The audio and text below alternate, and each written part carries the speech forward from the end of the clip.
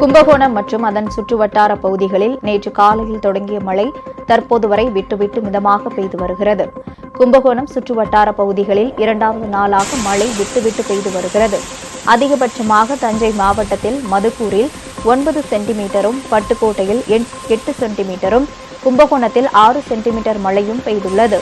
தொடர்ந்து மழை நீடித்து வருவதால் குளிர்ச்சியான சூழல் நிலவுகிறது. தொடர் கனமழையால் கும்பகோணம் அருகே செம்பிய வரம்பல் கிராமத்தில் தற்போது நடவு செய்யப்பட்டுள்ள சம்பா நெற்பயிர்கள் நீரில் மூழ்கி அழுகும் அபாயம் ஏற்பட்டுள்ளது. இதனால் விவசாயிகள் அதிர்ச்சியும் வேதனையும் அடைந்துள்ளனர். பயிர்கள் அழுகி பாதித்தால் அரசு இழப்பீடு வழங்க வேண்டும் என அவர்கள் வலியுறுத்தியுள்ளனர்.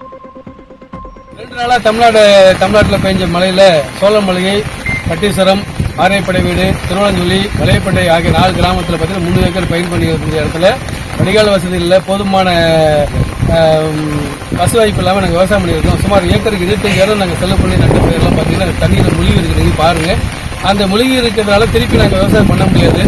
செலவு பண்ண காசு கூட எங்களுக்கு கிடைக்காது போல இருக்கு. அதனால தமிழ்நாடு அரசாங்கம் எங்களுக்கு நேரடி ஆய்வு பண்ணி எங்களுக்கு நிவாரணம் வழங்குமாறு தமிழ்நாடு அரசாங்கத்தை கேட்டு விவசாய சங்கம் சார்பாக கேட்டுக்கிறோம்.